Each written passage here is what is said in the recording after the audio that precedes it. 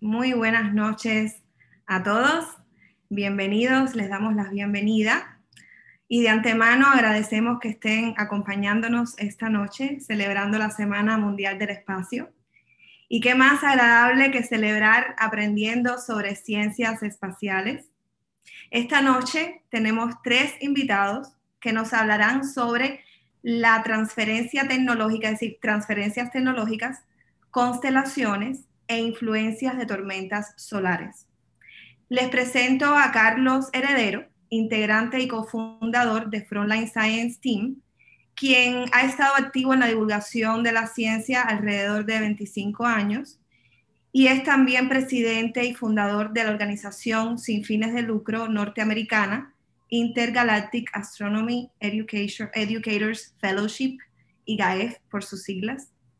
Además, tenemos de invitado a Iván Torres, mexicano, estudiante de Ingeniería Mecatrónica en la Unidad Profesional Interdisciplinaria en Ingeniería y Tecnologías Avanzadas del Instituto Politécnico Nacional de México, cofundador de StarMex. StarMex es un proyecto enfocado en la apertura del desarrollo de la actividad espacial en la región de Latinoamérica. Iván también es integrante de Frontline Science Team y divulgador. Además, les presento a Carlos Domínguez, mexicano, técnico en sistemas digitales, estudiante de Ingeniería Mecatrónica, también de la Unidad Profesional Interdisciplinaria en Ingeniería y Tecnologías Avanzadas del Instituto Politécnico Nacional de México, también cofundador de StarMex, integrante de Frontline Science Team y divulgador. Mantendremos esta noche los micrófonos apagados para escuchar a las presentaciones de cada expositor. Después de las presentaciones, llevaremos a cabo un debate y posteriormente responderemos las preguntas del público. Así que si desean, pueden formular sus preguntas en el chat y los expositores las contestarán por orden. Adelante, Iván. Bueno, muy buenas noches a todos. El día de hoy vamos a abordar estos temas de cómo los datos satelitales sumados a la transferencia tecnológica nos han dado muchas ventajas a nivel mundial. Entonces, esta primera parte de la charla consiste en platicarles un poco sobre todo lo que es la transferencia tecnológica y también conjuntarlo con estos datos satelitales que también son una forma en la que el sector aeroespacial nos deja muchas ventajas. Vamos a comenzar. Primero, ¿a qué nos referimos con transferencia tecnológica, más en concreto en el sector espacial? La transferencia tecnológica se refiere a toda esta migración que tienen las tecnologías avanzadas hechas para aplicación espacial a un ámbito donde nos permitan solucionar problemas o necesidades sociales. En la pantalla podemos ver todos los sectores muy diversos en los que puede aplicar esta transferencia tecnológica. Por ejemplo, comunicaciones, medio ambiente, medicina, propulsión, instrumentación.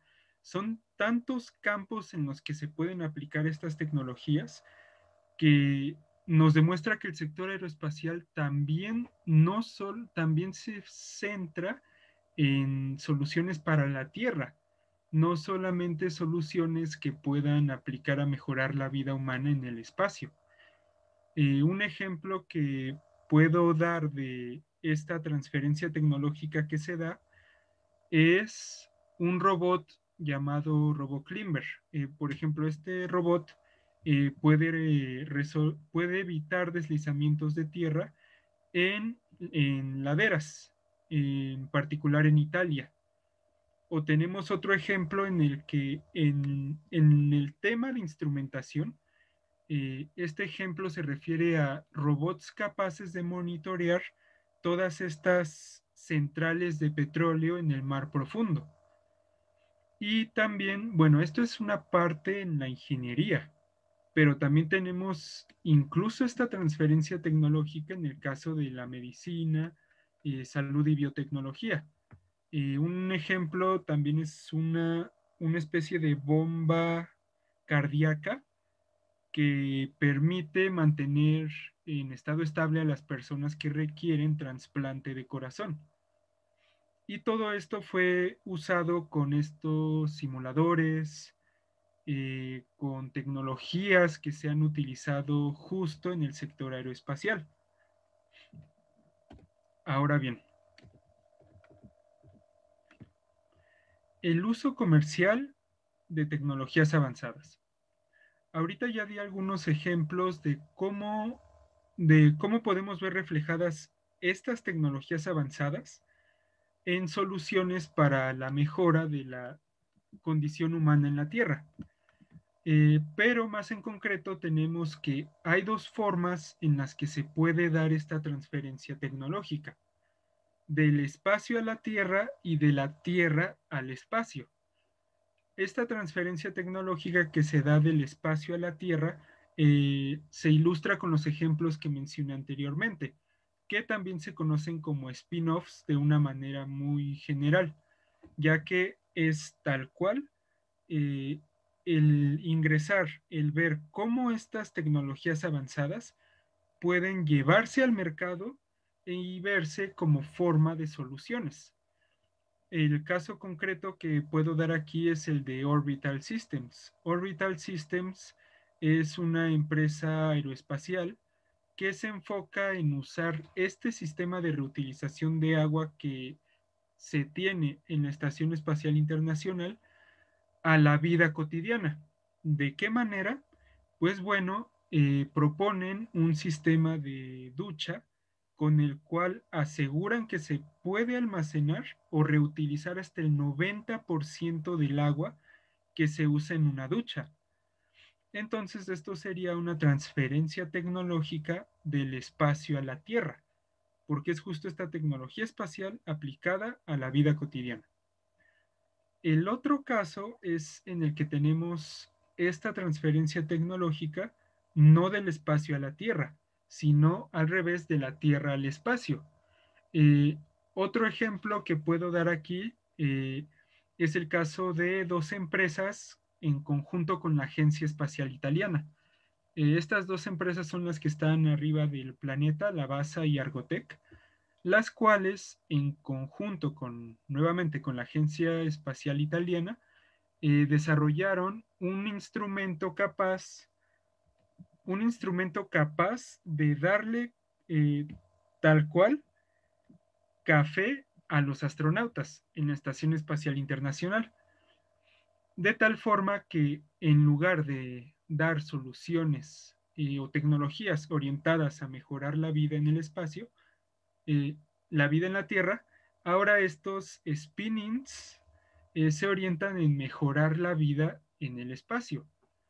Algo que podemos empezar ya a ver como preocupación, pues estos proyectos que se vienen en los próximos años de no haber algún retraso o algún problema, pues tienen y tendrán la necesidad de buscar tecnologías que mejoren la vida en tiempos más prolongados en el espacio, porque estas misiones ya van a durar mucho más tiempo del que conocemos a día de hoy. Hay tres agencias espaciales de las cuales eh, se conoce que tienen como tal un programa de transferencia tecnológica y son las que están aquí del lado izquierdo. La que ya conocemos, sin duda, la NASA, la Agencia Espacial Europea y la Agencia Espacial Japonesa. Sin embargo, a quien podemos destacar de estas tres agencias es a la Agencia Espacial Europea, porque justamente es quien más le ha dado este esfuerzo a traer tecnologías del espacio a la solución de problemas en la Tierra. Entonces, el fin de todo esto es darle un propósito aún más grande a esta actividad científica que se lleva a cabo para viajar al espacio.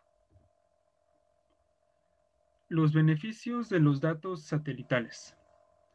El- un ejemplo, en las diapositivas anteriores, antes de dar este ejemplo, platiqué que esta transferencia tecnológica la podemos ver como una forma en la que se debe motivar la exploración espacial, porque de todo este trabajo que se da para hacer cohetes, para tener estas tecnologías que requieren de ciertos procesos estrictos de funcionamiento, eh, nos permiten mejorar la vida, pero a día de hoy, incluso desde sus orígenes, no tanto desde el Sputnik 1, los satélites también los podemos ver como un aporte de toda esta actividad orientada al espacio a la vida en la Tierra, ya que si bien la transferencia tecnológica nos brinda esa opción de solucionar problemas, los datos satelitales también nos lo permiten, pues estos satélites de imágenes nos permiten monitorear la actividad humana en la Tierra. Un ejemplo muy claro fue el del huracán reciente, Delta 1, me parece, donde se hicieron todos estos planes de que las personas no, se fueran a refugiar. Y esto es también resultado de estos datos que nos dicen, ok, esta formación de este huracán se está llevando en tal tiempo y podemos estimar que va a llegar en 2 semanas a la costa. Esa es una ventaja inmediata de los datos satelitales y más en concreto de estos satélites de imágenes, porque, reitero, nos permiten ver y conocer de la mejor forma, tal vez no de la mejor forma, sino más bien conocer más la dinámica de toda la Tierra para también prevenir estos desastres. Ahora bien, no solo tenemos ejemplos como estos en los que se puede monitorear la Tierra. Otro ejemplo que tenemos aquí, y ahora sí es del que voy a hablar ahorita, es el de esta asociación que formaron dos empresas, Farmers Edge y Planet. Farmers Edge es líder en un tema que se llama agricultura de precisión. La agricultura de precisión se refiere a usar datos científicos para poder monitorear el campo, de tal forma que se pueda gestionar de una manera efectiva y se haga por ende más rentable toda esta generación de los recursos sin los cuales pues no podría haber sustento para la vida en cualquier punto en la Tierra. Por su parte, Planet es una empresa, una compañía aeroespacial que tiene toda una red de estos satélites de imágenes que tienen como enfoque esto de monitorear la Tierra. Lo que hizo Farmers Edge con Planet fue asociarse para que desde el monitoreo, desde el envío de datos de sus satélites, se apoye esta agricultura de precisión impulsada por Farmers Edge alrededor del mundo. Entonces vemos nuevamente que no solo la transferencia tecnológica es una forma en la que la exploración espacial mejora la vida en la Tierra, sino también este envío, estos datos satelitales, también son una forma en la que la exploración espacial nos demuestra que ir al espacio no significa olvidar la Tierra, ¿no?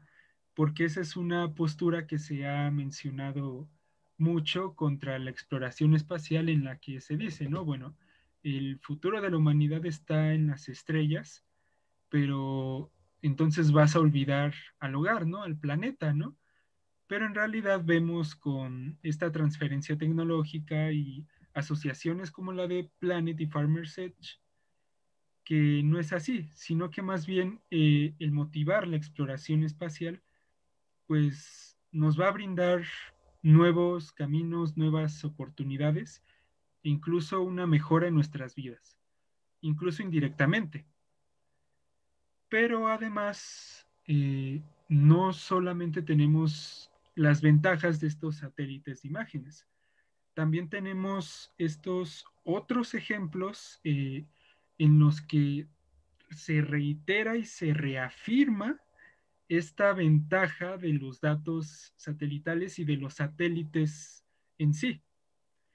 Y eso es algo que con lo que va a continuar mi amigo, compañero Carlos Domínguez, platicándoles ahora sobre estas constelaciones. Que no les voy a dar spoilers ni nada porque él va a comenzar a platicarles sobre ello y bueno, te doy la palabra, Carlos. Muchas gracias, Iván. Hola, buenas noches a todos. Como ya comenta mi compañero, vamos a hablarles de lo que vienen siendo constelaciones. Nada más si me permites compartir mi pantalla. Sí, ya voy, ya voy.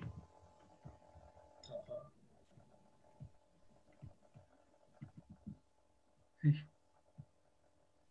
Está.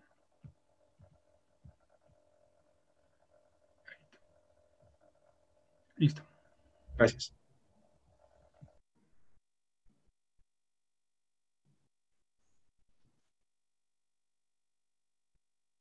Bueno, nosotros vamos a hablar de constelaciones.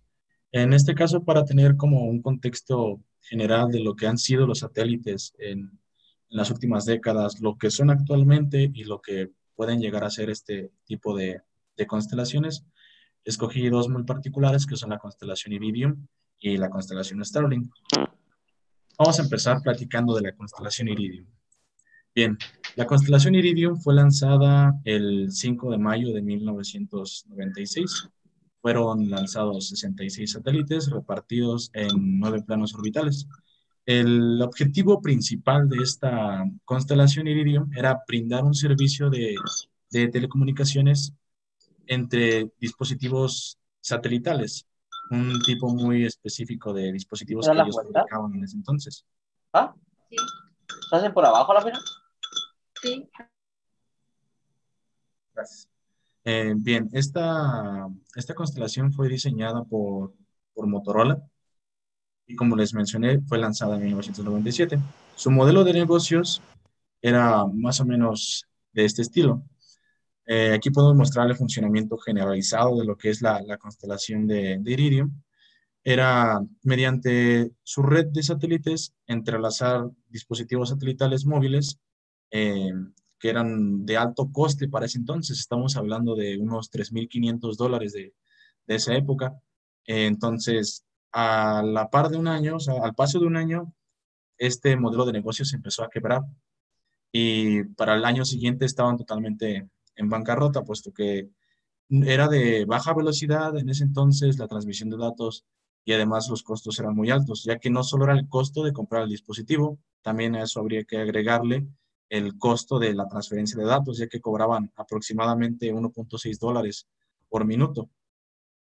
También sabemos que los dispositivos satelitales, pues, son usados en la industria militar, pueden ser usados con fines no muy buenos, que digamos.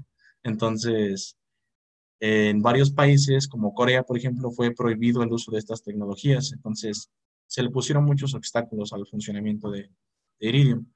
Por suerte, fue comprada por diferentes socios y empezaron a usarla para la industria de telecomunicaciones más clásica, como lo es en los teléfonos móviles y los teléfonos fijos, donde básicamente servía el canal de comunicaciones que ya estaba implementado desde el principio del lanzamiento de esta constelación, pero simplemente se enfocaban en esta rama. Es así que la constelación fue muriendo poco a poco porque la constelación sigue funcionando, sigue siendo una constelación que nos brinda servicio satelital móvil, pero ahora está enfocada en sectores a los que llamamos ramificados, como lo pueden ser el petróleo, lo puede ser la industria minera o inclusive la industria militar, ya tienen aplicaciones de uso militar. Por mencionar un ejemplo bastante conocido es que desde los atentados del 11 de septiembre de 2001, todos los organismos de seguridad estadounidenses optaron por comenzar a usar Iridium como su medio de comunicación satelital. Eh, un ejemplo es la Fuerza Aérea estadounidense, tiene aproximadamente 25.000 unidades de comunicación satelital activas en este momento. Así que la constelación Iridium sigue activa, aunque prácticamente es como si fuera una nueva constelación, puesto que todos los satélites han sido reemplazados. Los satélites originales que había ya no están en funcionamiento, fueron siendo retirados, ya sea mandándolos a órbitas cementerio o bien sacándolos, aproximándolos hacia nuestra atmósfera para que se desintegren. Ahora comenzaremos a hablar de una constelación que apenas está surgiendo, que apenas se está implementando, que es la constelación Starlink. Bien, la constelación Starlink es un proyecto que es desarrollado y financiado por la empresa de Elon Musk, SpaceX. Esta empresa es muy conocida, pues, por todo lo que ha logrado en el desarrollo espacial, hace poco con el lanzamiento de la Crew Dragon, por ejemplo. Bueno, esta constelación es uno de los proyectos, pues, se podría decir, más ambiciosos que tiene la empresa en estos momentos, puesto que, como les mencioné, la constelación Iridium, que es una constelación actual, consta de 66 satélites en 9 planos orbitales. Esta constelación está prevista para ser una constelación que cuente con 12.000 satélites. O sea, estamos hablando de una cantidad realmente inmensa de satélites. Para poner en contexto qué tan inmensa es, actualmente se estima que hay alrededor de 20.000 objetos artificiales orbitando la Tierra, y de todos esos objetos que están orbitando la Tierra, solamente 2.000 o un poco menos de 2.000 son satélites activos. Entonces, al nosotros poner 12.000 satélites en órbita, estamos aumentando drásticamente la densidad que hay de satélites. Es una megaconstelación. Ahora ya no hablamos de constelaciones satelitales, sino de una megaconstelación tal cual. Como comentaba mi compañero Iván, respecto a las ventajas que nos puede traer este tipo de tecnologías, en SpaceX han planteado qué tipo de utilidad le podrían dar a esta constelación, a esta mega constelación de satélites. Su principal objetivo es el proporcionar internet de alta velocidad, de baja latencia, a todo el mundo. O sea, que en cualquier parte del mundo tú puedas tener un internet más rápido que el que tenemos actualmente. Y no solo que sea más rápido, sino que la cobertura va a ser muchísimo mayor. Es decir, que países o zonas que no cuentan con internet, o sea, totalmente nulo, ni siquiera con de baja velocidad, nos vamos a que no cuentan con internet, esas zonas van a poder ser cubridas por la red de Starlink, por la megaconstelación de Starlink, y van a poder proporcionar ese servicio. Entonces, aunque el objetivo principal de la red de Starlink es precisamente el brindar internet, se van bifurcando muchos beneficios que nos puede traer en materia de educación, en materia de salud. Por ejemplo, podríamos estar hablando en educación, poder brindar educación en línea, empresas que se dediquen a brindar escuelas virtuales a zonas realmente marginadas en África, por ejemplo, y puedan dar clases en línea que sean bastante interactivas, puesto que la latencia es bastante baja. Tal vez se estén preguntando cómo pasamos de tener una constelación de 66 satélites a tener una constelación a planificar una constelación de alrededor de 12.000. ¿Y cómo es la logística? Bien, esta red de satélites funciona con tecnología láser. Cabe resaltar que la comunicación es bastante compleja, ya que tienen órbitas que son ajustables. Fija, por decir, en la constelación Iridium que les había mencionado actualmente, estaba constituida por satélites LEO, que son satélites de baja órbita terrestre, que se sitúa esa órbita más o menos entre los 100 y los 2.000 kilómetros de altura. En el caso de Iridium estaba aproximadamente en los 755, si no me recuerdo, estaba situada esa constelación. La constelación Starling estaría por la parte baja de la órbita baja terrestre, que como les digo es un rango de kilómetros, va a estar en la parte más baja, va a estar oscilando, todavía no se tiene establecido una órbita así como tal cual, puesto que apenas se han lanzado algunos satélites. El año pasado fueron puestos en órbita unos cuantos satélites de Starlink, y pues surgieron bastantes interrogantes como el hecho de si realmente iba a funcionar esta tecnología, y hasta ahora el futuro parece bastante prometedor. Ha funcionado bastante bien este modelo que han hecho con los primeros satélites de Starlink. El único problema que tal vez podríamos mencionar es la contaminación lumínica que puede llegar a producir este tipo de satélites, ya que el día que fueron lanzados pudieron ser vistos a simple vista. De hecho, esta foto que está aquí, donde dice satélites Starlink, es más o menos el rastro que se veía en el cielo nocturno de los satélites cuando fueron lanzados, cuando iban a tomar sus órbitas, ya que, como les digo, son muy luminosos, pero eso lo abordaremos un poquito más adelante.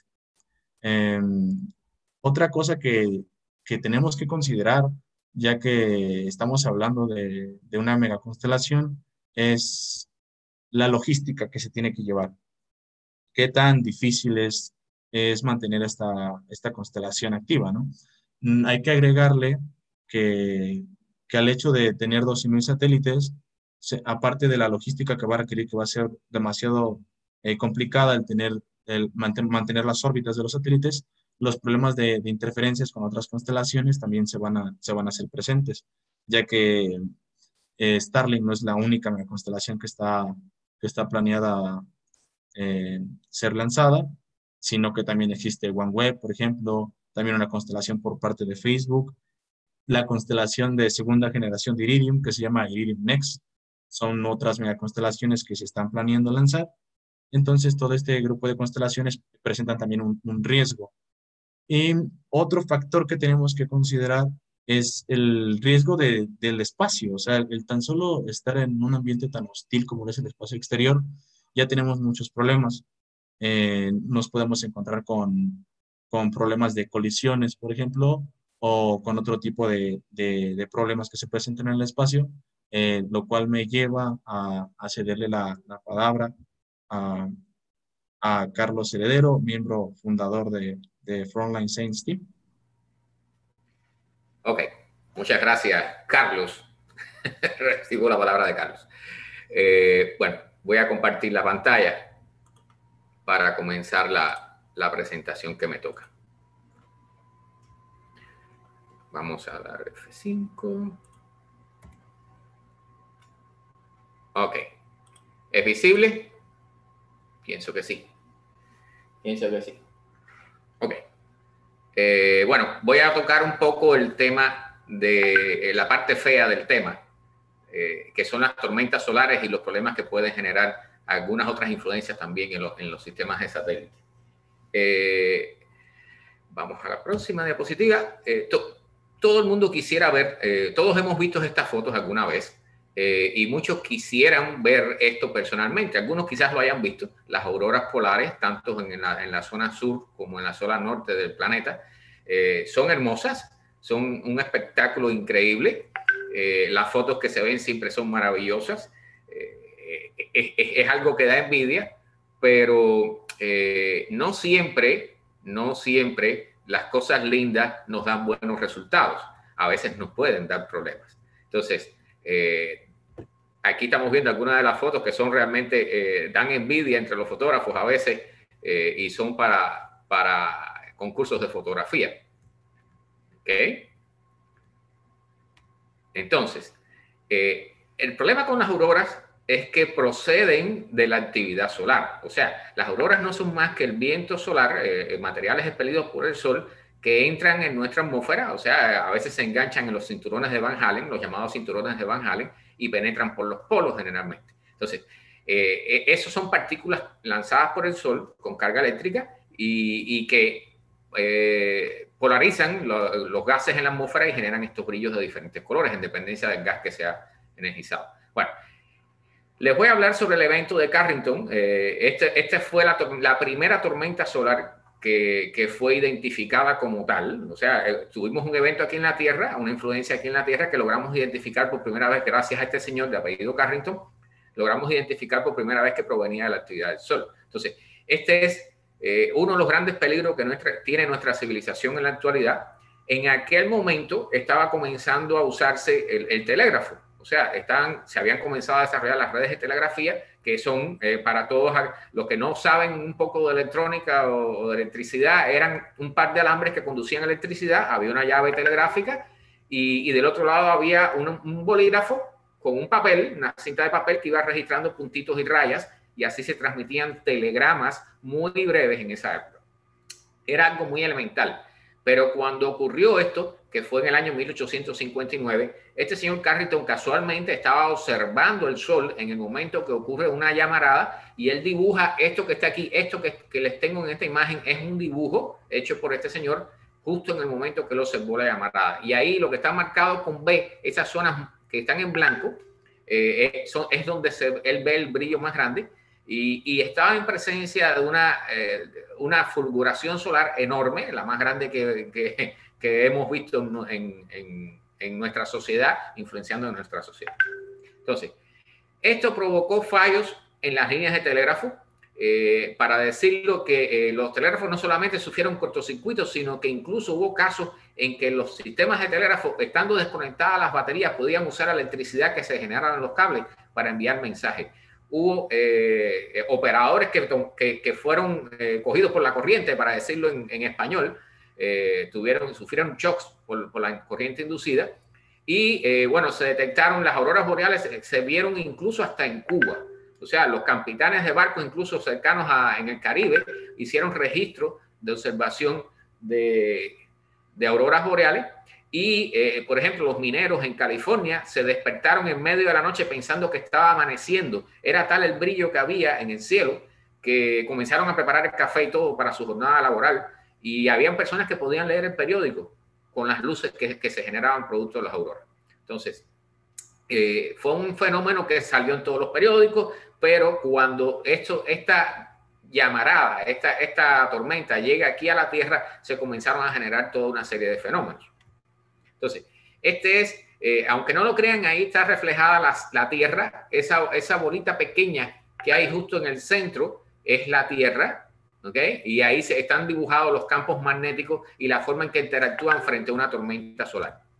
Este es un acercamiento donde aquí ya la Tierra se ve un poco mejor, se ven los cinturones de Van Allen, ¿ok?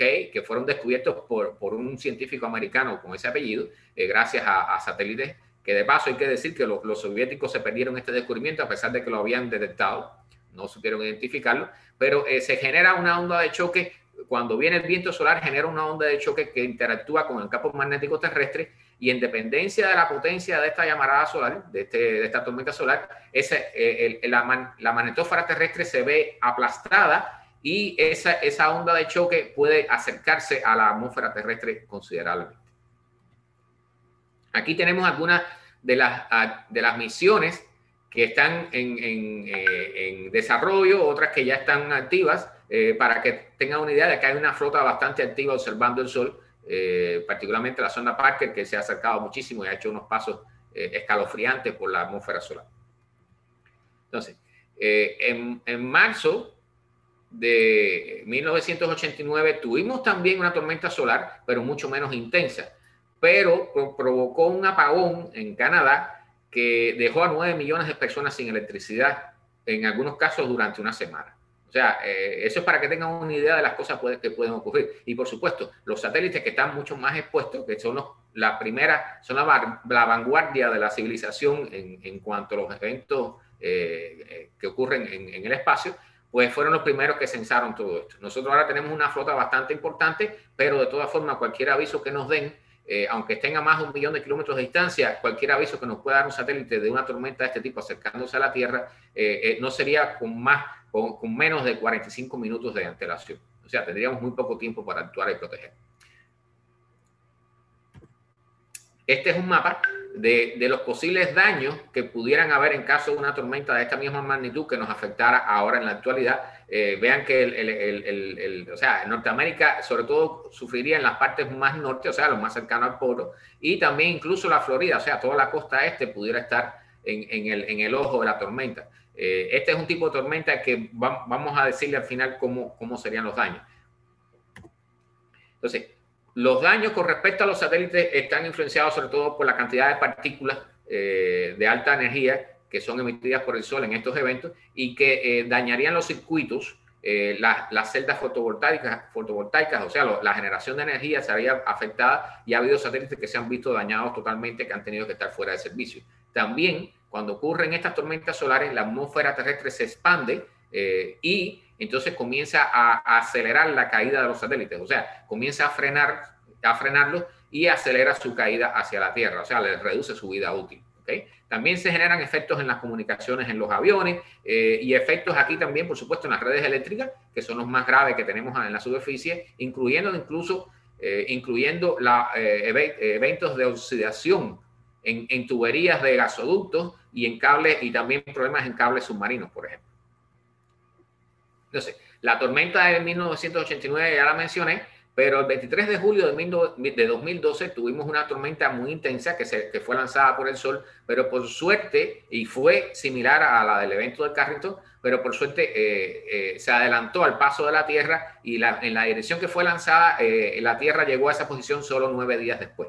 O sea, estuvimos muy cerca de sufrir eso. La mayoría de las personas no se enteraron de lo que estaba ocurriendo y no pasó nada en la realidad. Pero si hubiera ocurrido, si nos hubiera dado esa tormenta, los estimados de la NASA y de otras agencias espaciales y de otros científicos, los estimados de pérdidas estarían entre 2,6 trillones de dólares, quizás 3 trillones de dólares. Entonces, otra posibilidad con los satélites es el síndrome de Kessler. O sea, sería lo que se llama una reacción en cadena. Un satélite choca con otro. Ya hemos tenido eventos de ese tipo. Por primera vez ocurrió uno entre un satélite de la constelación Iridium y uno de procedencia rusa.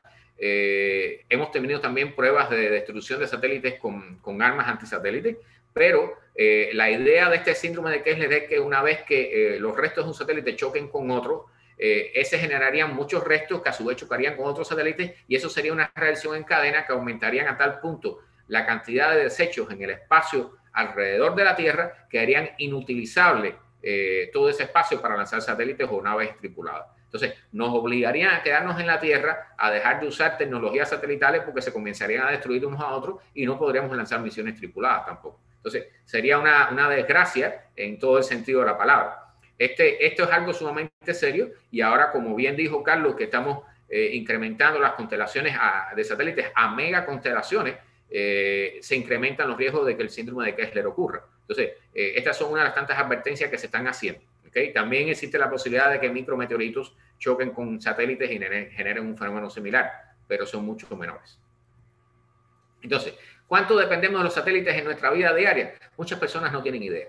No tienen idea de cuánto dependemos. Por supuesto, lo más socorrido, las más mencionadas son el uso de los GPS, los mapas del tiempo, del clima, que todos estamos acostumbrados a las fotos de satélites y las esperamos con ansiedad cuando hay un huracán cerca. El monitoreo de la capa de ozono, que ha sido muy importante. Pagando con tu tarjeta de banco. Muchas personas no tienen idea que cuando pagas en una gasolinera, por ejemplo, que llenas de gasolina tu automóvil, sobre todo aquí en los Estados Unidos, cuando tú pasas tu tarjeta se está chequeando, los datos se están chequeando a través del satélite. Si usted se aleja un poquitito y mira el techo de la estación de gasolina, va a haber una antena satelital mirando hacia el cielo. Los cultivos son monitoreados por satélite, como bien dijo nuestro amigo Iván al inicio. Los teléfonos satelitales, que son parte de la constelación Iridium, que son caros, pero se usan mucho y sobre todo para la navegación, por ejemplo, las personas que están en la selva haciendo trabajo o los militares. La internet satelital es bien cara, pero sigue funcionando hasta ahora con satélites geoestacionarios, pero con el avenimiento de la Starlink, que ya está comenzando a usarse, va a cambiar eso, va a cambiar. Y va a ser mucho más rápida y puede ser que comience a ser una amenaza para los proveedores de internet de cable aquí en la Tierra.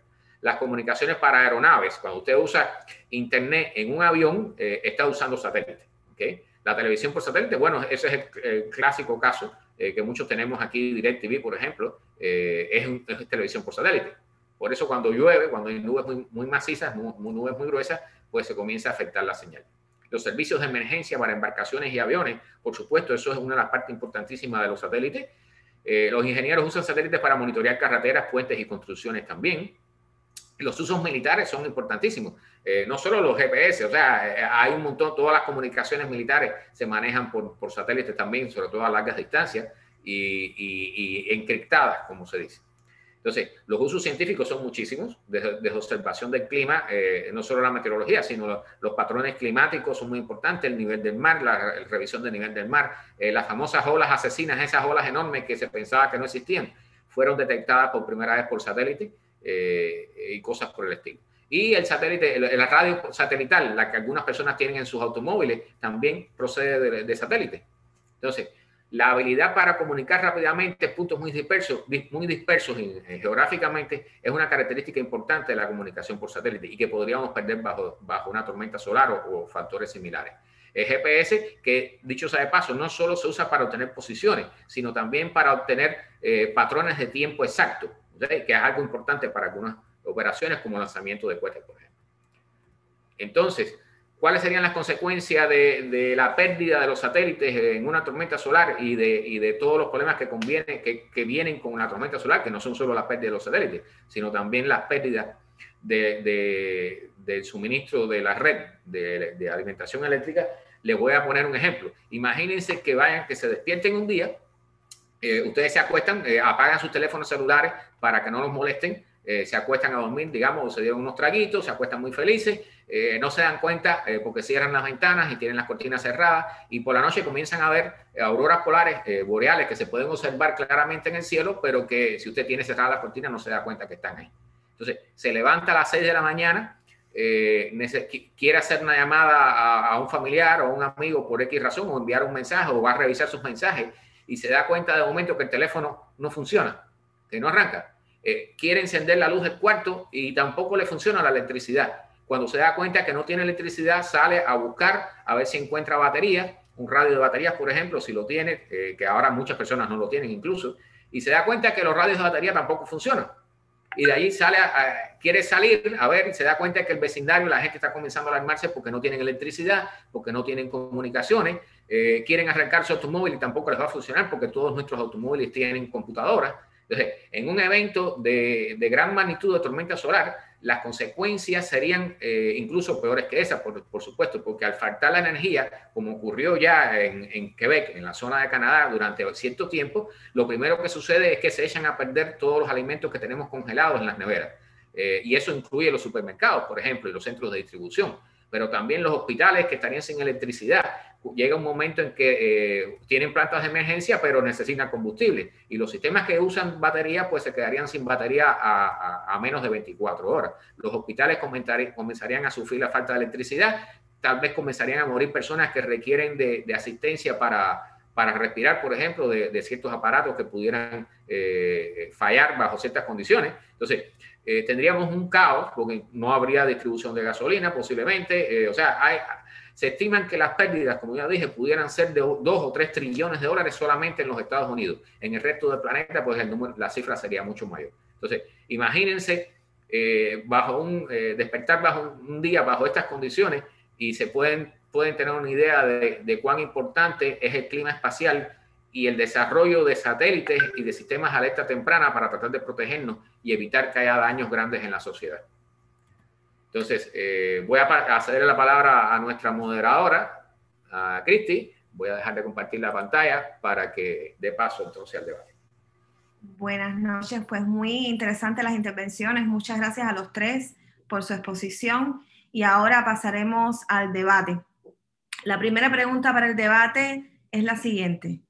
¿Cuál sería el efecto de la constelación de Starlink en las observaciones astronómicas?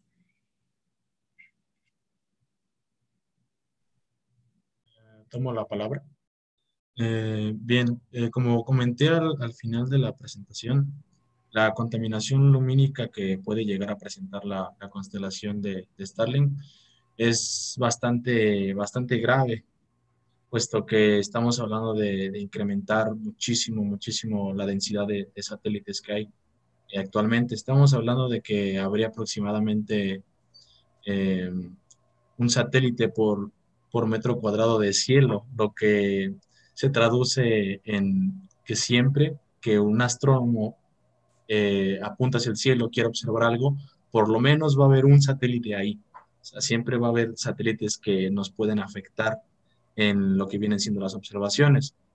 Eh, Respecto a esto, Elon Musk, que es el CEO de SpaceX, eh, ya ha tomado cartas en el asunto, he intentado diseñar otro tipo de satélites para poder apaciguar esta problemática, pero el problema va más allá, ya que no solo nos tenemos que preocupar, por ejemplo, por la luz que lleguen a reflejar los satélites debido al sol, sino que también el hecho de que trabajan en espectros de frecuencia de una banda V que viene siendo entre los 45 y los 75 Hz, pueden llegar a transmitir ondas que se van al espectro de las ondas de radio, las cuales son visibles desde la Tierra por por los telescopios que utilizan radiofrecuencias precisamente para tomar sus imágenes. Entonces, el efecto que puede llegar a tener en la astronomía es bastante grave. De hecho, es un tema que se debate muchísimo, puesto que aún no hay una alternativa que nos diga tal cual cómo podemos eliminar ese problema por completo. ¿Algo más para profundizar? Carlos, Iván. Okay. Iván, ¿quieres mencionar algo? Bueno, nada más concuerdo con Carlos en que es toda una polémica la que se está dando por esto de las constelaciones, porque si bien pueden brindar el beneficio de conectar, de dar internet a zonas en las que incluso no había acceso al mismo, también tiene esa desventaja, ¿no? Esa desventaja de que pueda perjudicar la observación astronómica que por muchos años nos ha dado mucho progreso, muchos avances en cuanto a lo que es observación astronómica. Entonces esa sería mi aporte. Carlos. Okay. Sí, mira, hay algunos puntos importantes que quiero resaltar. Acaba de salir la noticia de que Starlink le está dando internet a dos sectores importantes de la sociedad norteamericana. Gratuitamente, lo están haciendo gratis actualmente, no están cobrando el servicio. Uno es a las comunidades indígenas que han estado históricamente discriminadas por el acceso a internet, sobre todo por su distancia, o sea, por su alejamiento de los polos de población de las grandes ciudades. Y también se le está dando internet a todas estas comunidades que se están quedando sin casas en la zona de California debido a la gran cantidad de fuegos que hay ahí. Ellos están brindando acceso a internet gratis a estas comunidades que están perdiéndolo todo y que para que sus hijos puedan ir a la escuela virtual, puedan acceder a la escuela virtual y para que puedan las familias reclamar a los seguros por las pérdidas de sus propiedades y sus viviendas. Entonces, definitivamente el servicio de internet satelital de Starlink va, además de que tienen ya conexiones, o sea, están accediendo al sector militar, que están logrando acuerdos importantes con los militares, así que definitivamente eso no va a frenarse, al contrario, va a ir en alza. Y el problema con la contaminación lumínica puede llegar a ser grave, pero yo no veo que se vaya a frenar eso. O sea, definitivamente SpaceX está trabajando para reducir el brillo de los satélites. Han tomado varias medidas, sería interesante ver qué sucede. Y debemos destacar que esa foto histórica de la línea de satélites, el tren de satélites de Starlink, se tomó cuando estaban recién lanzados, o sea, cuando comienzan a separarse y a subir un poco más en la órbita hasta alrededor de los 550 kilómetros de altura, se ven mucho menos, pero de todas formas van a tener influencia en la astronomía. Pero son cosas que no vamos a poder evitar por ahora. Y para continuar, ¿cómo ven el desarrollo de los CubeSats y su vinculación con el currículum universitario? Carlos Domínguez. Bien, los CubeSats son una tecnología que ya fue propuesta más o menos en finales de los 90, más o menos en 99. Entonces es una tecnología que ha tomado bastante fuerza durante durante las últimas 2 décadas, puesto que los satélites se van haciendo cada vez más pequeños, ¿no? En el caso de Starlink, los satélites pesan alrededor de 5 kilogramos, ¿no? O sea, de hecho, toda la flotilla de Starlink que fue lanzada ahorita no pesa nada en comparación con lo que viene siendo los satélites comunes de la constelación de Iridium, ¿no? Entonces trae muchas ventajas. Además de que hoy en día en las carreras universitarias pienso que debemos de enfocarnos en desarrollar habilidades y trabajar con diferentes grupos y en diferentes proyectos que nos ayuden precisamente a desarrollar ciertos proyectos que nos pongan a prueba como ingenieros, ¿no? En nuestro caso de Iván y mío, que estudiamos ingeniería, hemos visto que en las universidades se aprecia bastante eso, ¿no? El hecho de que haya equipos de trabajo dedicados a desarrollar CubeSats y proyectos de ese estilo, y que realmente las empresas buscan perfiles de personas que vayan más allá de lo que les enseñan en las universidades, ¿no? Eh, Ahora sí que perfiles de personas que ya tengan cierta experiencia, a lo mejor no laboral, sino experiencia trabajando con ciertos equipos. Y creo que los CubeSats, al ser una tecnología que está apuntando ahorita muy fuerte en el futuro y que generalmente son de índole educativa, ya que los CubeSats fueron una propuesta para las universidades, han tomado mucha fuerza y creo que es importante si se tiene la oportunidad, desarrollar algún CubeSat con algún equipo de trabajo que generalmente en la mayoría de las universidades hay clubs que se dedican a hacer esto. Así que yo creo que sería un valor bueno, tanto más allá del currículum, sino sería también un valor bueno para ti el desarrollar tus conocimientos y ponerlos a prueba con el desarrollo de una tecnología como es un CubeSat. Iván. Sí, bueno, también un aporte que me gustaría dar es dónde podemos ver estas ventajas, ¿no? Del uso de los CubeSat. Recientemente la UPAEP, una universidad de aquí igual de México, lanzó junto con SpaceX, bueno, en colaboración también con la NASA, el Aztec-SAT 1.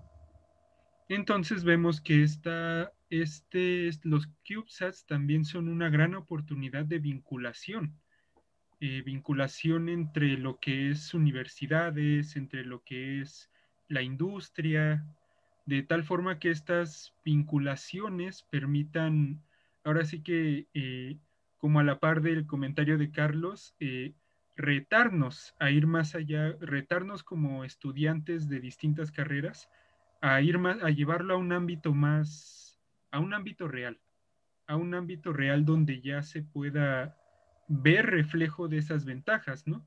Y los CubeSats, el Aztec-SAT 1, son prueba de que esas sí son oportunidades que nos dan muchas ventajas, no solo como universidades, sino como alumnos. Carlos Heredero, ¿qué crees de esta pregunta? ¿Cómo es el desarrollo de los CubeSats y su vinculación con el currículum universitario? Mira, esta tendencia a la miniaturización es parte de toda la industria y lleva años desarrollándose.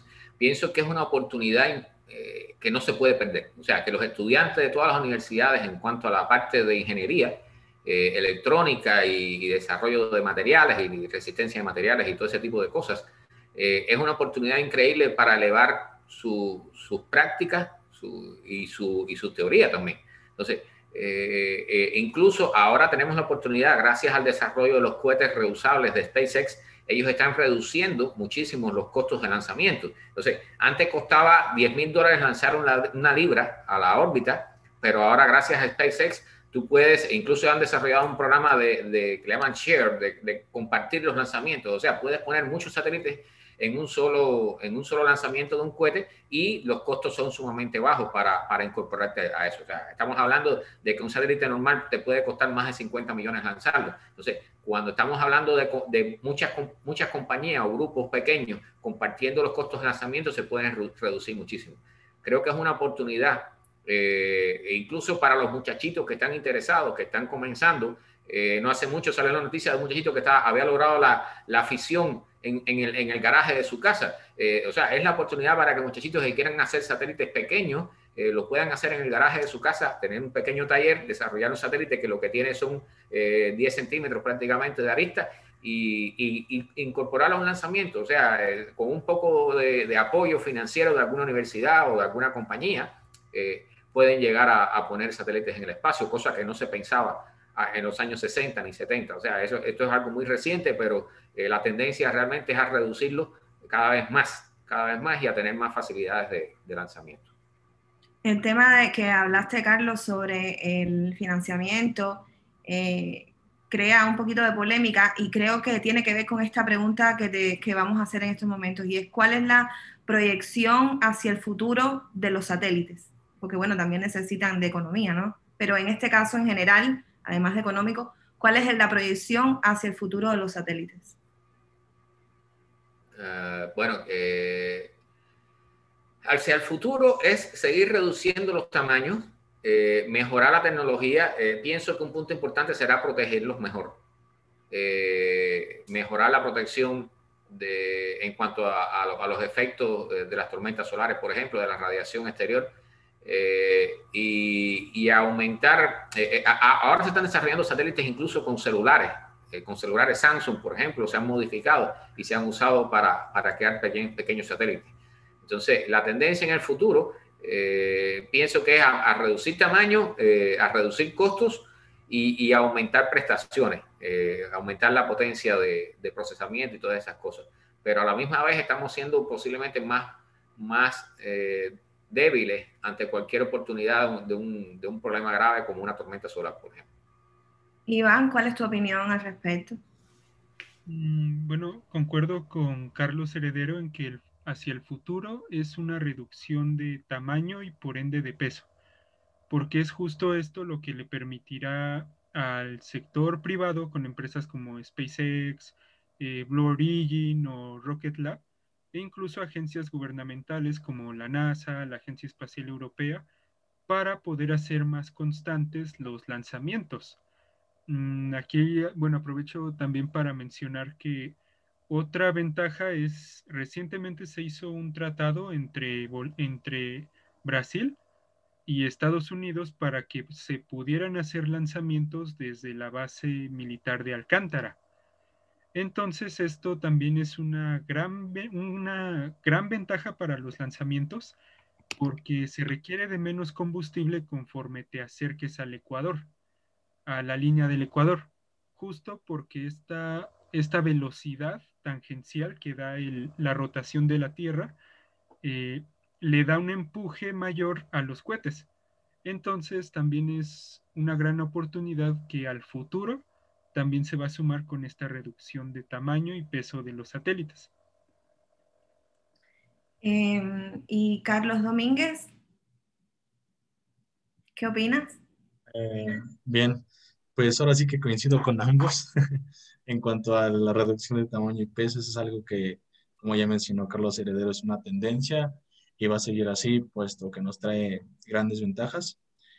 Hablando ya más un poco en aplicación, se podría decir, eh, yo pienso que ese tipo de satélites pequeños van a formar futuras constelaciones, ya que al tú tener satélites más pequeños, como menciona Iván, son más fáciles de lanzar, pero también es más fácil controlar qué órbita están siguiendo y que no haya colisiones entre sí.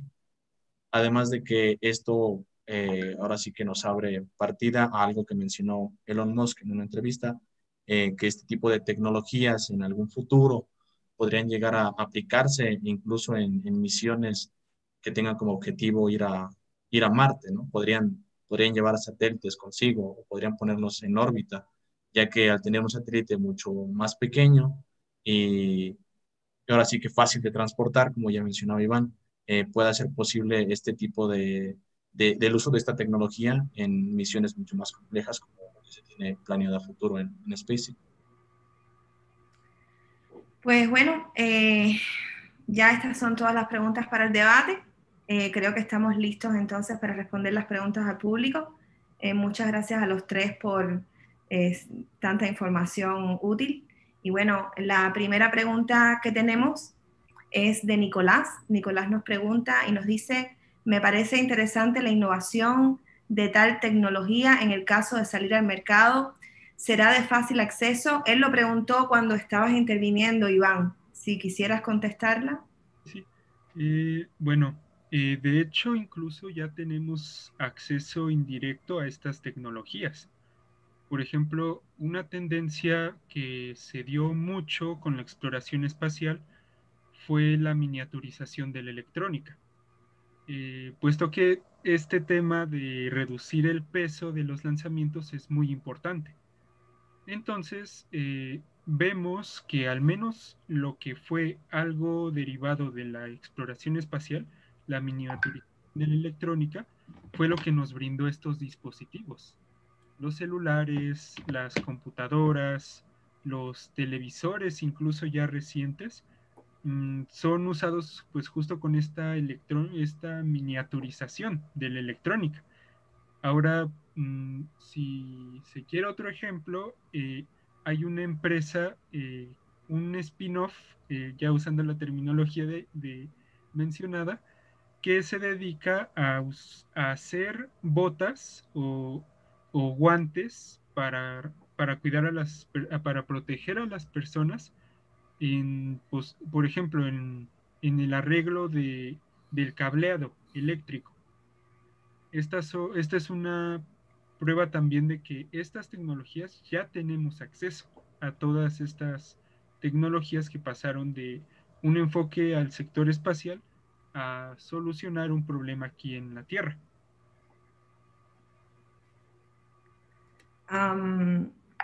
Tengo otra pregunta del público. Esta pregunta es para Carlos Heredero, me imagino. Quien la realiza es Boris Cepeda, un astrofotógrafo chileno, parte de Frontline Science Team.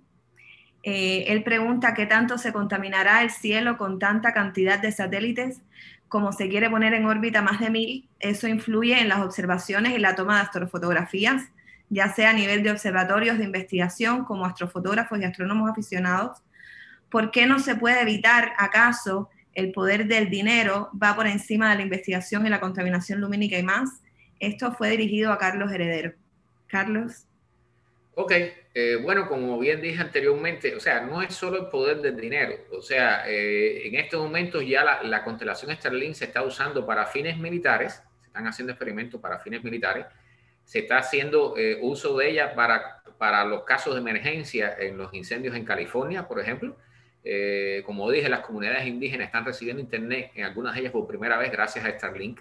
Entonces, o sea, lo que hay en juego son muchas cosas. Pienso que las utilidades pasan por encima. Yo soy astrofotógrafo y yo sé a qué se refiere Boris.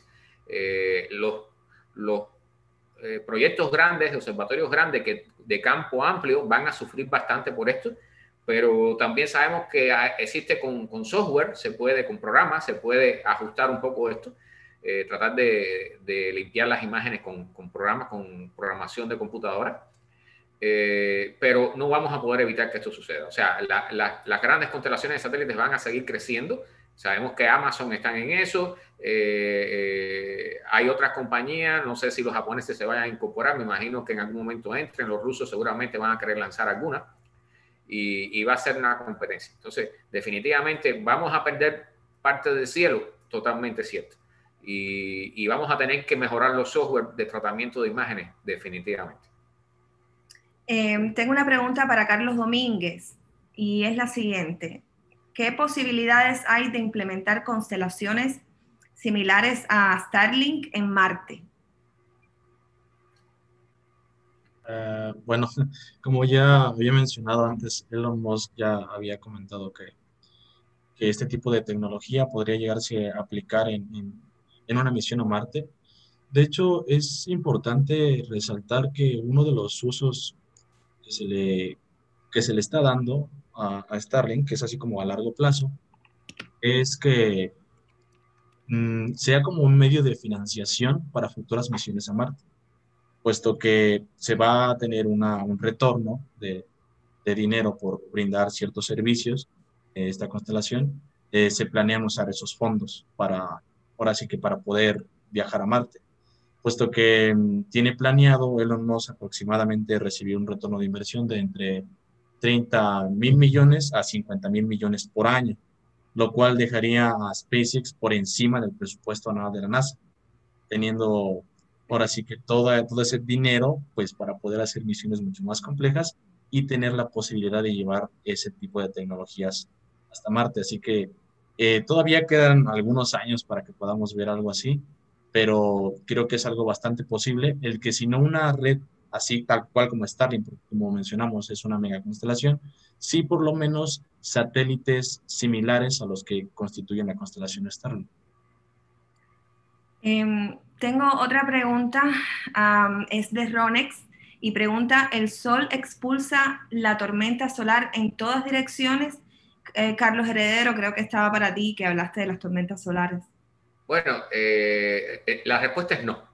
O sea, las tormentas, las eyecciones de masa coronal, que es como se llama este proceso, van en una dirección determinada. Por eso, esa que ocurrió en el 2012, que fue tan grande como la que ocurrió en el evento de Carrington, o sea, salió en una dirección del espacio hacia nuestra órbita, hacia la órbita terrestre, pero en una dirección en la cual en el momento que alcanzó la órbita terrestre, la Tierra estaba 9 días atrasada. O sea, la Tierra no llegó hasta ese punto donde la eyección de masa coronal, toda esa cantidad de masa chocó, pasó por la órbita terrestre, la Tierra llegó a ese punto 9 días después. O sea, si el Sol se hubiera adelantado 9 días en lanzar esa eyección de masa coronal, o la Tierra hubiera estado adelantada 9 días en su órbita en ese momento, pues nos había dado de plano, y entonces ahora quizás en estos momentos no pudiéramos usar computadoras, no tendríamos cuentas de banco electrónicas y cosas por el estilo. Entonces, quizás estaríamos, se ha hablado que en caso de ser golpeado nuestro planeta por una eyección de masa coronal de este tipo, de esta intensidad, nos costaría 20 años recuperar la economía. Entonces, estamos hablando de algo sumamente serio. Iván, tengo una pregunta para ti. Tú que hablaste un poquito de los beneficios. En este caso, ¿qué beneficios directos o indirectos nos proporcionan los datos que recibimos de los satélites? ¿Será que puedas profundizar un poquito en esto? Sí, por supuesto. Beneficios indirectos los podemos ver tal cual lo mencionó Carlos Heredero en las redes de internet, en las de televisión. No, esos serían más bien directos, beneficios directos. Esos serían beneficios directos. Pues justamente tienen un impacto muy claro en nuestras vidas. Ahora, beneficios indirectos podría ser el ejemplo que di de Planet y el de la empresa de agricultura, porque si bien hay esa asociación entre estas dos empresas, permite hacer uso de esos datos que dan los satélites de imágenes, a final de cuentas es indirecto hasta el momento en que se ven esos resultados en esa agricultura de precisión. Agricultura de precisión, ¿a qué se refiere?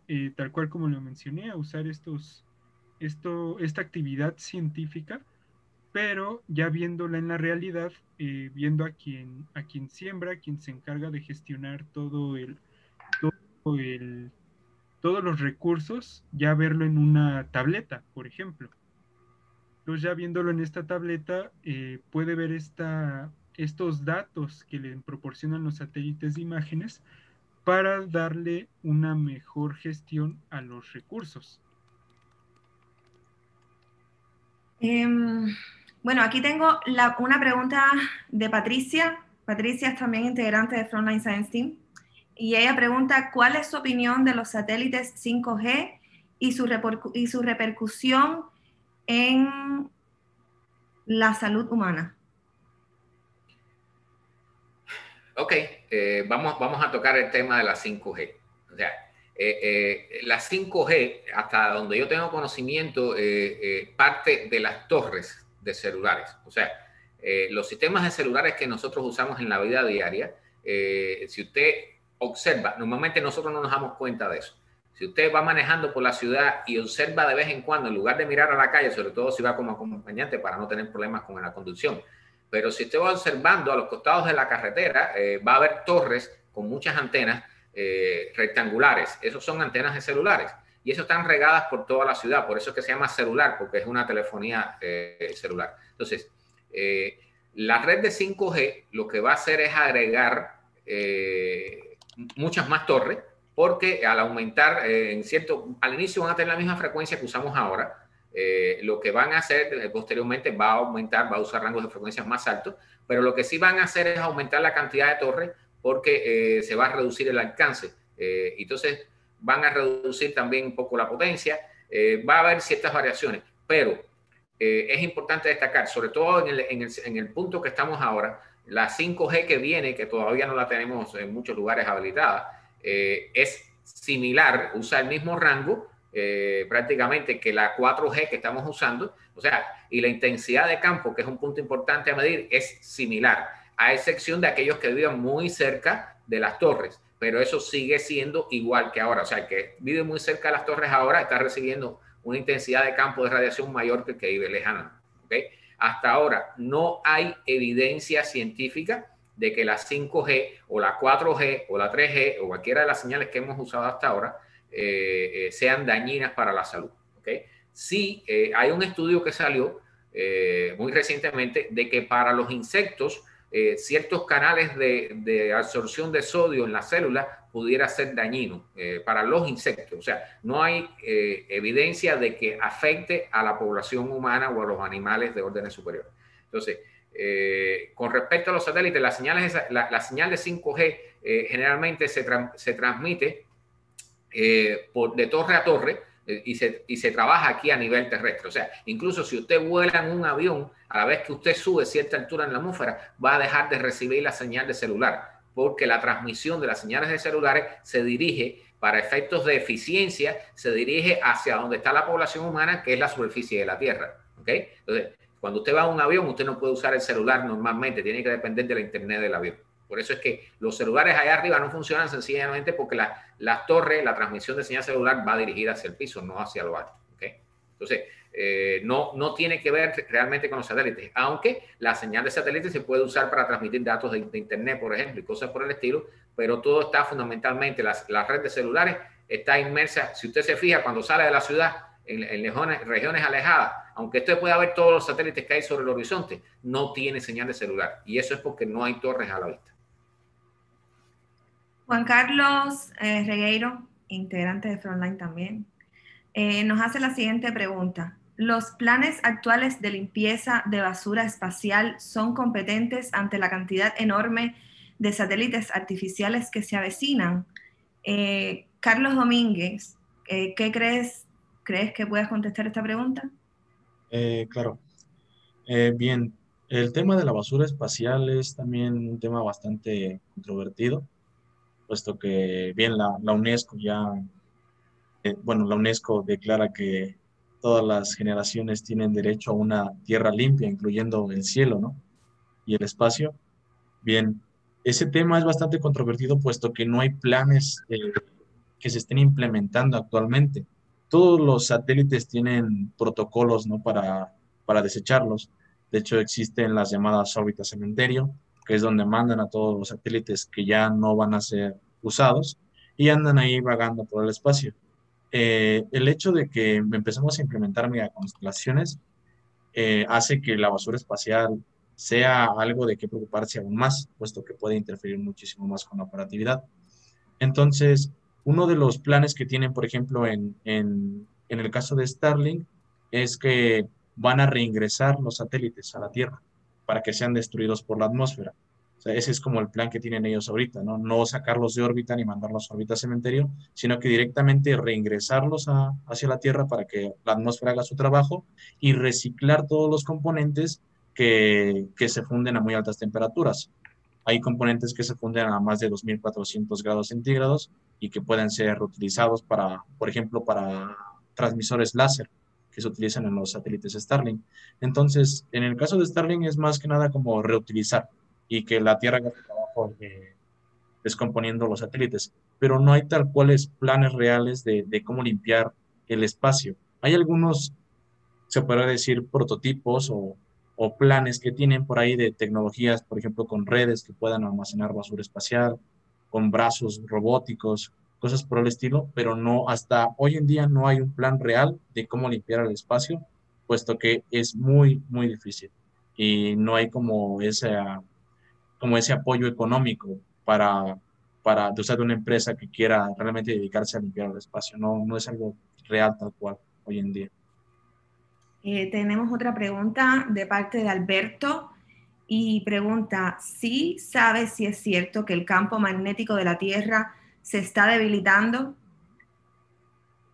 Carlos Heredero. Sí, se está debilitando y los polos del campo magnético de la Tierra se están moviendo. De hecho, están viajando hacia Rusia. Y la anomalía magnética del Atlántico Sur también se está debilitando y se está dividiendo en dos, parece.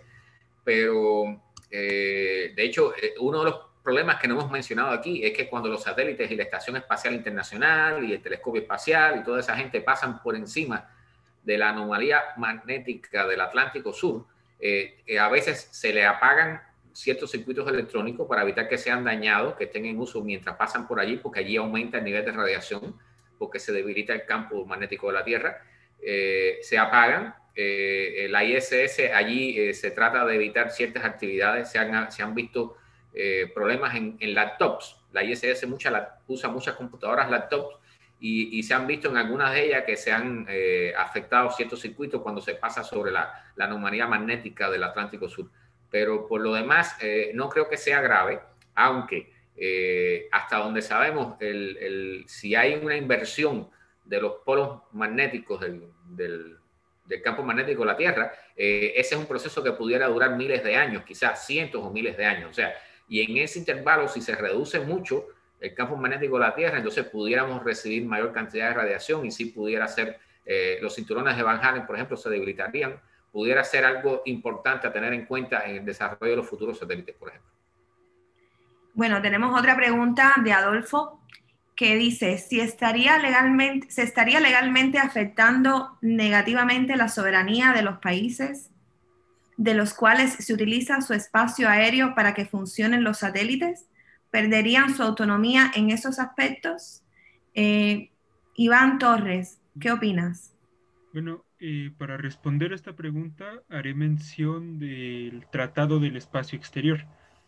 El Tratado del Espacio Exterior entró en vigor de allá por 1967-68 y que se refiere básicamente a proporcionar este libre acceso al espacio.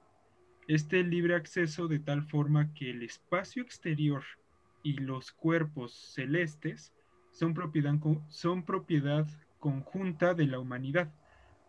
Entonces, de acuerdo a este tratado, no se estaría afectando negativamente la soberanía de una nación si fue ratificado por estos estados que firmaron el tratado, y tampoco perderían su autonomía.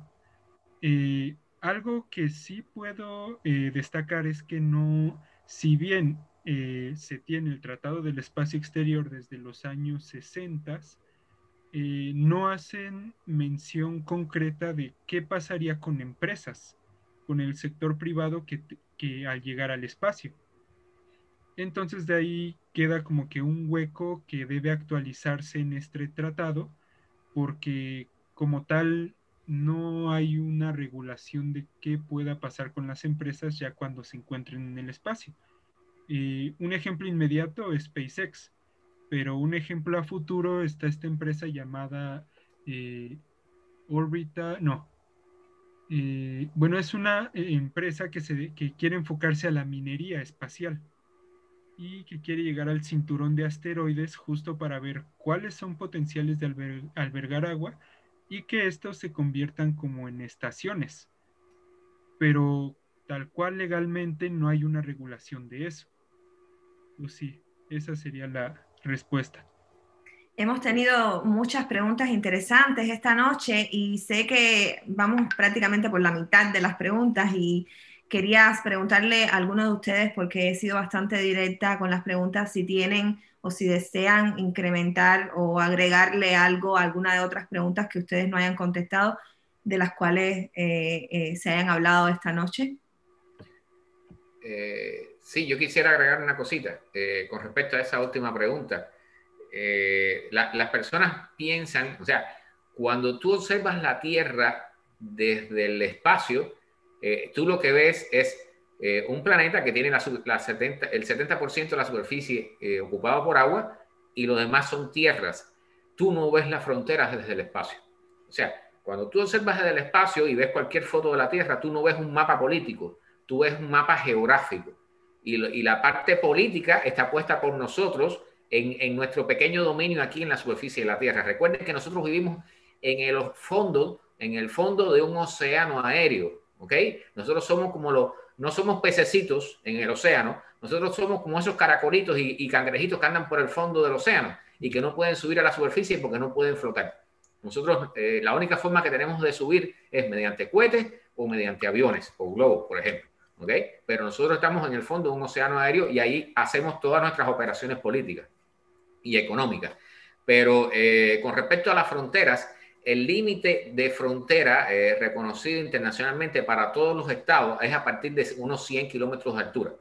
Entonces, a partir de ese punto, cualquier cosa que esté girando alrededor de la Tierra o moviéndose está fuera de la frontera y tú tienes derecho a pasar por ahí sin problema ninguno. O sea, las órbitas de un satélite o de una nave, cualquier tipo de nave, tú no puedes cambiarla para que trate de evitar la frontera de un país. Eso es imposible. No es como un avión, tú no tienes control sobre una órbita porque eso es una órbita que generalmente es estática. Para cambiar de órbita tienes que gastar energía y eso generalmente no se hace. Entonces, es costoso, por ejemplo.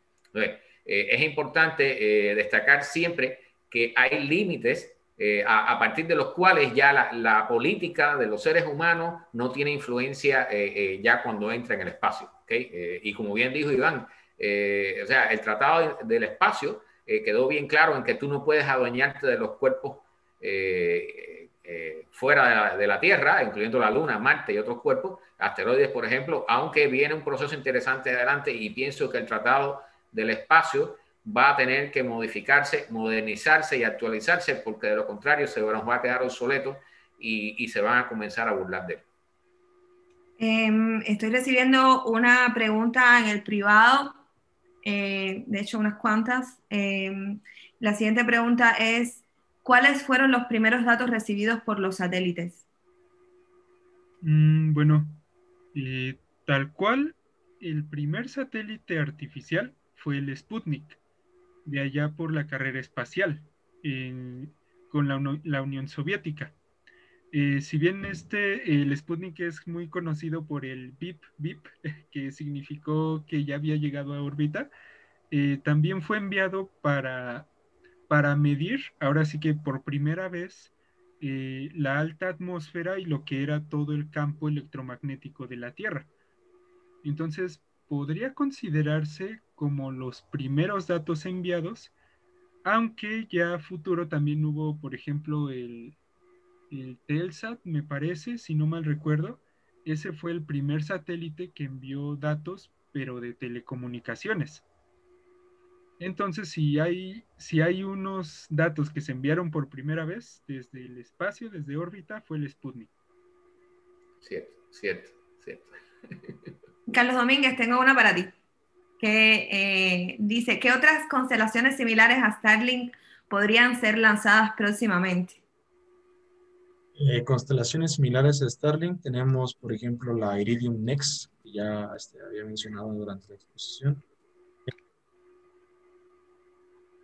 Esta constelación de telecomunicaciones quiere seguir esa rama, pero esta vez cuidando más la calidad y la velocidad de transmisión de datos, puesto que la primera constelación no fue diseñada para eso, ya que va más enfocado como al sector de comunicación satelital, que es algo que es mucho de uso militar, como ya mencionó Carlos Heredero en algún momento. Está Iridium NEXT, también está una constelación por parte de Amazon, que de hecho también colabora con Iridium NEXT, también están como ligadas.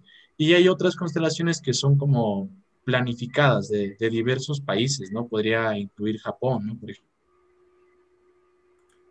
ejemplo, la India, entonces, aunque no han pasado de esos planes. O sea, por mencionar algunas, así como las más seguras que veremos tal vez pronto, son la Iridium Next y la OneWeb. Y bueno, tengo esta última preguntita que creo que nos da un poquito de tiempo antes de cerrar. Y esta pregunta es algo interesante. Dice, ¿una tormenta solar pudiera afectar la recepción de mi televisión de satélite? Carlos, heredero. Sí, la respuesta es sí. O sea, si tú tienes televisión de satélite, a la primera tormenta solar importante, o sea, porque tenemos tormentas solares muchas veces, ¿ok? Pero no son de gran magnitud. Pero si tenemos una grande, una tormenta solar realmente grande, lo que se llama una eyección de masa coronal de gran magnitud, entonces lo primero que vas a notar es que vas a estar sin televisión. Eso es lo primero. Pero, o sea, los satélites geoestacionarios están a 35.000 kilómetros de altura. Entonces, están relativamente lejos y serían de los primeros afectados. Pero, no obstante, unos minutos después llegaría esa señal, esa eyección de masa coronal, toda esa tormenta, llegaría hasta nosotros también. Entonces, en dependencia del nivel de la tormenta, quizás cuando te fueras a dar cuenta de que el satélite no tendría señales de satélite, quizás ya tendrías también dañado el televisor, si es realmente una tormenta solar grande.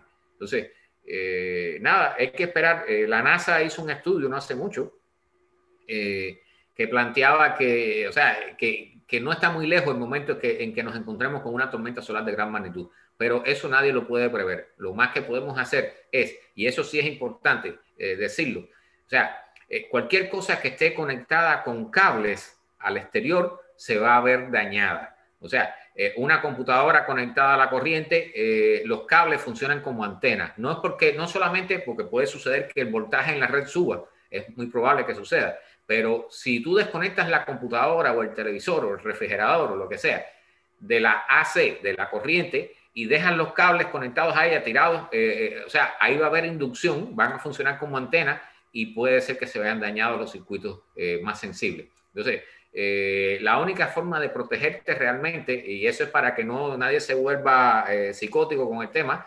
pero en el caso de las redes eléctricas habría que desconectar sobre todo los transformadores de gran potencia, porque lo que sucedió en el 89 en Canadá fue que se dañaron, producto de las grandes inducciones, se dañaron los transformadores más grandes de la red. Y esos transformadores, para que sepan, o sea, normalmente cuando te explota un transformador en tu cuadra, un transformador de los que hay en postes eléctricos, siempre las compañías eléctricas tienen reservas de ellos. Pero los transformadores más grandes, los más costosos, esos no hay reservas. Demoran meses en fabricarse, demoran meses, a veces semanas y meses en transportarse, porque no se pueden transportar por avión.